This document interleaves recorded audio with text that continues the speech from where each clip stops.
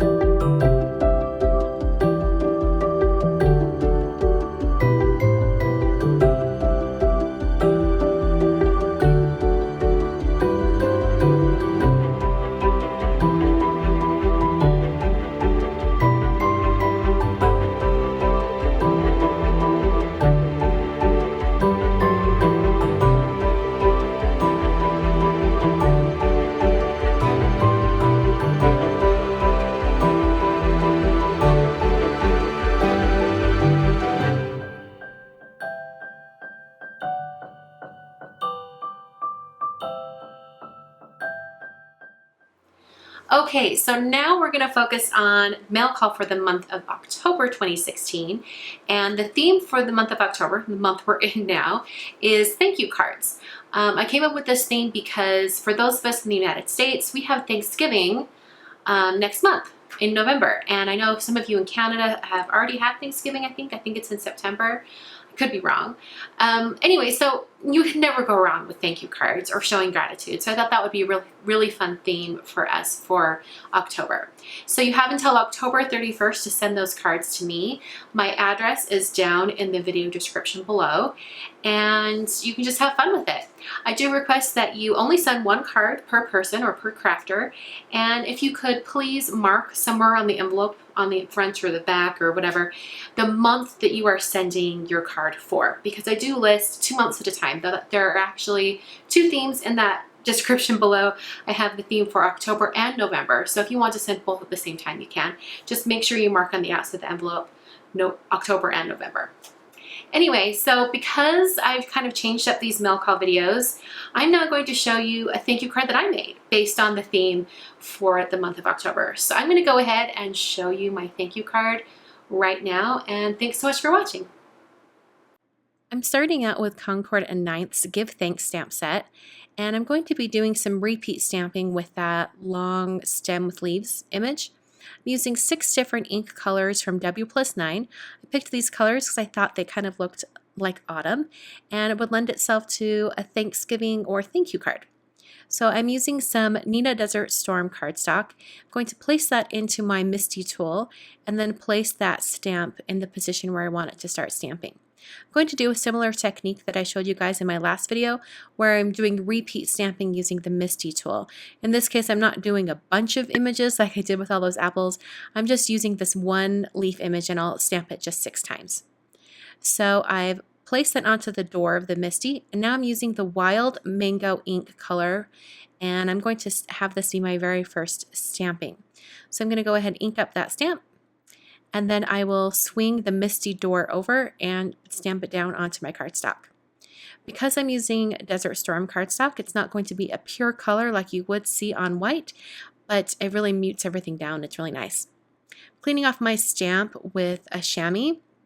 Now, I have the absorber chamois that I just cut down, but you could also buy a small section of a chamois, or one that's cut down to a more manageable size, from Lawn Fawn. So I'll go ahead and link both of those down below in the supply list. And I use that one because I'm changing colors of ink frequently on the same stamp, and normally I clean my stamps with just regular baby wipes, but I find that using the chamois is a lot easier. So that was the color Pumpkin Spice. I'm going to slide this over 3 squares, or 3 grid marks. It happens to be 3/4 of an inch. And now I'm going to move on to the color Coconut Husk. And I'll go ahead and stamp that. And I'm going to continue on until I have all 6 stamped. The next color is Appletini. Now, I didn't pre-plan exactly how far apart these stems were going to be, or how many colors I would need. I really lucked out. The next color I'm using is Nautical Navy. I really lucked out in that 6 different stems of leaves was the perfect spacing across this cardstock. So if you need to do a little more adjusting, or kind of stamp at once as a trial run before you know exactly how it's going to be positioned, it's totally cool to do that. I thought I was going to do a trial run. This color is Warm Wool. I thought I was going to do a trial run, but it actually worked out really well this first time around, so I was really lucky. So after I had all 6 colors stamped, I went ahead and trimmed it down just a little bit, because if you can see, it's not quite center, it's just barely off center. So I just took a little bit off of that side closest to the yellow color, and I took off that same amount off the top, just to make sure that when I mount this on my card that it's nice and centered.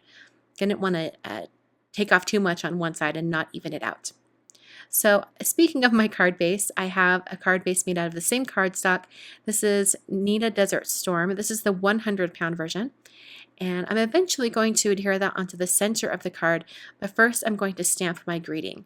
And the greeting is going to be stamped and heat embossed, And because I use those W+9 inks, I know that while they're dry to the touch, they aren't completely dry. So I'm doing a trial run with just some heat embossing powder to see if that embossing powder is going to stick to areas where I don't want it.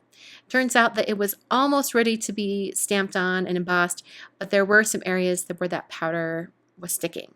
So I went ahead and I did 2 test runs, both times using the EK Success powder tool, which is an anti-static tool. That was that powder you just saw me swipe on the cardstock. And then I put on some of that gold embossing powder and then, tapped off the excess. So after the second trial run, it looked like things were good. So I went ahead and stamped the large thanks stamp from that stamp set. And I used my MISTI again, just because it was out on my work surface. You don't have to use a MISTI for this part. I'm pretty sure you could eyeball it, but I had my MISTI out, so I went ahead and used it. Inking it up with some Versamark ink, and then I'll go ahead and swing that door over and use my fingertips to press that stamp down onto my cardstock. The embossing powder I'm using today is from WOW, and the color is Rich Pale Gold. I'm going to use it a couple different ways today. This first time I'm just stamping the greeting and then sprinkling on that embossing powder. I'll go ahead and tap off the excess. And for some areas where some of the powder was sticking, even though I did those trial runs, there was just little particles of powder still sticking around. So I used a dry paintbrush to swipe those away. I then used my heat tool to heat the embossing powder until it was smooth and melted. And now I'm going to do some gold edges around this piece. So I'm taking my Versamark pad and I'm just kind of running along the edge and kind of dabbing it. If you've been card making or paper crafting for a long time, this technique might look familiar. You can do it for, darkening edges with some inks or distress inks, things like that. It's kind of the same idea. I'm just dabbing on some ink along the edges and then dipping my entire piece into my container of embossing powder. If you don't have your embossing powder in a container like this, you can just sprinkle it on like usual and tap off the excess. Some of those areas were a little thick to me, so I once again used that paintbrush and just wiped away some of that powder.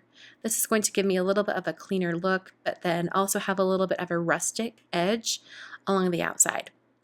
So I'll tap off all that extra powder and then once again use my heat tool to heat set this until it's smooth and melted. And I really love how it emphasizes that thanks in the center because you get that shine as you look at it.